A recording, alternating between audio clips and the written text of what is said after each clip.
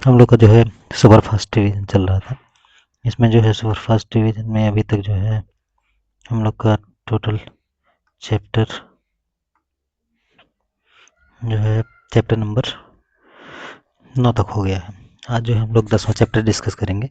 10वें चैप्टर का नाम है सर्कल या वृत्त। तो इसमें हम लोग कुछ वृत्त की बेसिक बातों को जानेंगे, जिसमें जो है कि वृत्त आखिर होता क्या है, त्रिज्या क्या होती है, व्यास क्या होता है, जीवा क्या होती है।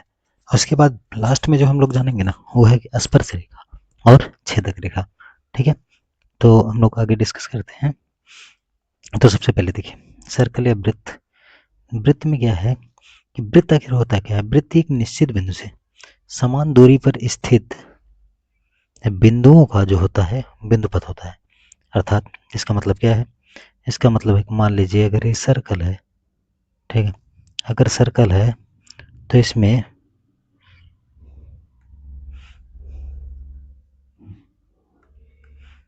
अगर एक सर्कल है, ठीक है, तो सर्कल अगर है तो उसमें जो है क्या करेंगे कि अगर देखेंगे तो एक तो अगर मान लीजिए कि कोई एक बिंदु है, ठीक है, एक बिंदु से मान लीजिए 2 सेंटीमीटर की दूरी पर यहाँ पे यहाँ पे यहाँ पे ऐसे करके सभी पॉइंट को अगर मिलाएंगे तो अपने को क्या मिल जाएगा, 2 सेंटीमीटर का एक वृत्त। मतलब वृत्त जो होता है वह एक निश्चित बिंदु से समान दूरी पर स्थित जो बिंदु होते हैं उनके बिंदुओं का क्या होता है, बिंदुपथ होता है। तो जो ये निश्चित बिंदु होता है इसी को केंद्र बोला जाता है या सेंटर, और जो निश्चित दूरी होती है इसी को त्रिज्या या आर बोला जाता है। अब देखिए कुछ ये चीजें हैं जिसको जानना जरूरी है। सबसे पहला कि आखिर वृत्त की त्रिज्या, तो अभी तो बताए वृत्त की त्रिज्या का मतलब वृत्त के केंद्र से वृत्त की परिधि के बीच की दूरी, जिसको आर से डिनोट करते हैं। अगर दो त्रिज्याओं को शामिल किया जाएगा तो ऐसे बन जाएगा, तो इसको बोलते हैं वृत्त का व्यास। व्यास का मतलब ऐसी रेखा जो वृत्त को दो बराबर भागों में बांटे। तो व्यास जो होता है वो क्या होता है, त्रिज्या का 2 गुना। अर्थात ये त्रिज्या आर है तो व्यास कितना हो जाएगा, 2r।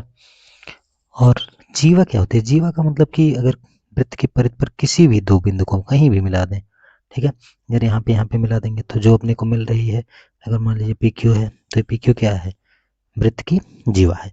इसको कहीं पे भी मिला सकते हैं, ऐसे ऐसे मिला सकते हैं, ठीक है। तो ऐसे करेंगे तो बढ़ती जाएगी, फिर इधर से घटती जाएगी। और देखेंगे अगर व्यास जो होता है, और व्यास जो होता है वो कुछ नहीं बल्कि वृत्त की सबसे बड़ी जीवा जो होती है उसी को क्या कहा जाता है, व्यास। क्योंकि यहाँ पे अगर जीवा होगी तो छोटी होगी, यहाँ जितना ही सेंटर की तरफ आएगी बढ़ती जाएगी। यहाँ पे सबसे बड़ी जिसका नाम व्यास है, और उसके बाद जो है फिर से घटती जाएगी। और जो है इसके बाद देखेंगे हम लोग कि छेदक रेखा और स्पर्श रेखा दोनों होती क्या है। ठीक है, छेदक रेखा या सेकंड का मतलब होता है कि ऐसी रेखा जो सर्कल को ऐसे क्रॉस करके निकल जाती है। अर्थात दो पॉइंट पे टच कर रही है लेकिन कट कर रही है लेकिन बाहर की तरफ भी निकल रही है, इसको बोलते हैं छेदक रेखा। अगर यही वाली रेखा केवल टच करके निकल जाए तब इसको बोलते हैं स्पर्श रेखा या टेंजेंट। मतलब कि वृत्त की स्पर्श रेखा जो होती है या टेंजेंट जो होती है और वृत्त को केवल एक बिंदु पर, ठीक है, केवल कितने बिंदुओं पर, एक बिंदु पर स्पर्श करती है।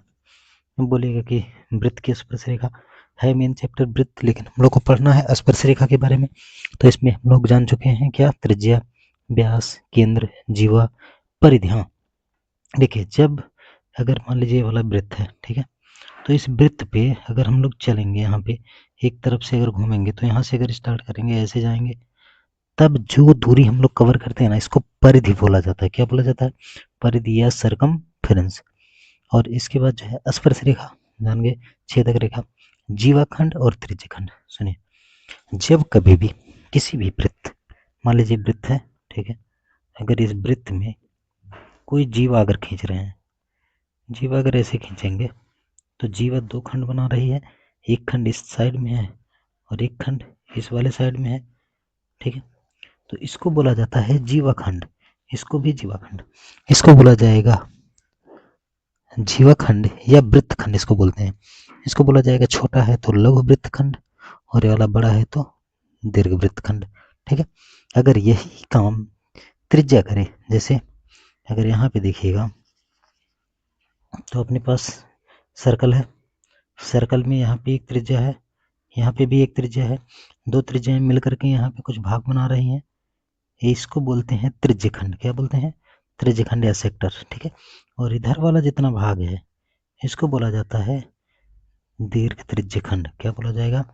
क्योंकि ये बड़ा है तो दीर्घ त्रिज्यखंड, और अगर ये छोटा होता तो इधर वाला क्या हो गया?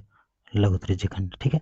ऐसे ही यहाँ पे अगर मान लीजिए कि जैसे यहाँ पे जीवा है, यहाँ पे आप लोग देख रहे हैं कि जीवा है ना, जीवा अगर है तो ये वाला लघु वृत्तखंड, ये वाला दीर्घ वृत्तखंड, ठीक है।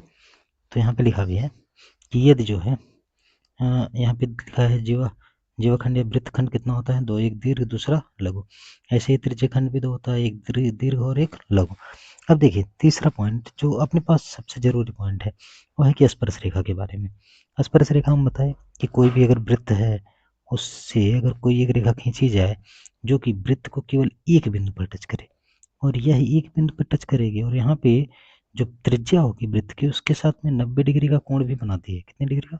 90 डिग्री का। तो इसका मतलब है कि जब कभी भी अगर हम कब हम स्पर्श रेखा खींचेंगे तो स्पर्श रेखा जो है वो वृत्त की त्रिज्या पर कितने डिग्री का कोण बनाएगी? 90 डिग्री। 90 डिग्री यहाँ पे जब बनाएगी तो इसका मतलब है कि स्पर्श रेखा कहाँ से खींची जाएगी, कितनी खींची जाएगी। मान लीजिए एक सर्कल है और सर्कल पे कहीं सेंटर में एक पॉइंट है, ठीक है। सेंटर में या कहीं बीच में सर्कल के अंदर में कहीं पॉइंट है, तो यहाँ से स्पर्श रेखा खींचना संभव है? नहीं। तो इसका मतलब है कि अगर बिंदु वृत्त के भीतर होगा तो वहां से स्पर्श रेखाएं कितनी से खींची जाएंगी? 0। अगर मान लीजिए कि इस पे कोई पॉइंट है, ठीक है, तो इस पे स्पर्श रेखा खींची जा सकती है। हाँ, खींची जा सकती है। तो क्या बताए थे कितना पॉइंट पे टच करती है? 1। तो इसका मतलब अगर वृत्त की परिधि पर अगर कोई पॉइंट है तो कितनी स्पर्श रेखाएं खींचेगा? 1। लेकिन मान लीजिए यहाँ पे कोई एक पॉइंट है P, यहाँ से स्पर्श रेखा खींचना होगा। ये कैसे खींचेंगे? एक पॉइंट पर टच करती जाएगी, एक ऐसे। तो इसका मतलब अगर इसका नाम A इसका नाम B हो तो यहाँ पे कितनी स्पर्श रेखाएं संभव है? 2, जो कि PA थी और क्या थी? PB, दोनों थी, ठीक है। अब देखिए यही चीज यहाँ पे लिखा हुआ है कि यदि जो है वृत्त के अंदर स्थित किसी बिंदु से जाने वाली वृत्त पर कोई स्पर्श रेखा नहीं है, मतलब अंदर में पॉइंट रहेगा तो एक भी स्पर्श रेखा नहीं होगी। अगर किसी वृत्त पर स्थित होगा तो केवल कितनी? एक स्पर्श रेखा। और वृत्त के बाहर अगर स्थित होगा तो दो और केवल 2 स्पर्श रेखाएं, 2 से ज्यादा स्पर्श रेखाएं संभव नहीं है। अगला पॉइंट जो है उसी को दर्शाया गया है कि अगर मान लीजिए पॉइंट ए अंदर है तो यहाँ से स्पर्श रेखा 0, अगर बी इस पे है तो यहाँ पे 1, सी अगर बाहर है तो यहाँ से कितनी स्पर्श रेखाएं? 2। ऐसे एक ऐसे जाएगी, एक ऐसे टच करती हुई, ठीक है। यहाँ से है तो केवल एक टच करती हुई, यहाँ से तो संभव ही नहीं है। अब देखिए इसके बाद वाला पॉइंट है कि यदि मान लीजिए, ठीक है, अगर स्पर्श रेखा हम खींच दिए, ठीक है, सर्कल बनाए, एक पॉइंट यहाँ पे मिल गया, यहाँ से हम जो है 2 स्पर्श रेखाएं खींचते हैं जो कि टच करती हुई केवल जा रही हैं, ठीक है, और टच करती हुई यहाँ पी से जा रही हैं। यहाँ पे बी है या ए है, यहाँ पे बी है। तो स्पर्श रेखाएं जो होती है ना, जो स्पर्श बिंदु से जहाँ से खींची जा रही है और जहाँ स्पर्श कर रही है, इसके बीच की जो लंबाई होती है ना, इसी को बोला जाता है स्पर्श रेखा की लंबाई। अब देखिए स्पर्श रेखाएं 2, अगर किसी भी तो स्पर्श रेखा की लंबाई का मतलब कि बाह्य बिंदु से स्पर्श बिंदु तक जो स्पर्श रेखा खंड है उसकी लंबाई को ही क्या बोला जाता है? स्पर्श रेखा की लंबाई। अब देखिए कुछ प्रमेय है, प्रमेय 2 ही है केवल, कि वृत्त के किसी बिंदु से स्पर्श रेखा, किसी बिंदु पर अगर स्पर्श रेखा है तो स्पर्श बिंदु से जाने वाली त्रिज्या, देखिए अगर यहाँ पे टच कर रहा है और यहाँ पे त्रिज्या हम खींचे तो यहाँ पे 90 डिग्री का कोण बनेगा। अगर यहाँ टच कर रहा है, यहाँ से खींचेंगे कितना डिग्री का कोण? 90 डिग्री का। मतलब कितने डिग्री का कोण बनाती है? लंब होती है 90 डिग्री का। मतलब यहाँ से स्पर्श रेखा जा रही है तो यहाँ पे अगर एक त्रिज्या खींचेंगे तो कितना डिग्री बनाएगा? 90 डिग्री। दूसरा है प्रमेय कि अगर किसी भी बाह्य बिंदु से स्पर्श रेखा खींचेंगे ना तो हमेशा इसकी लंबाई और इसकी लंबाई आपस में क्या होगी? बराबर, ठीक है। ये दोनों पॉइंट आपको याद रखना है। और इसके बाद जो है हम लोग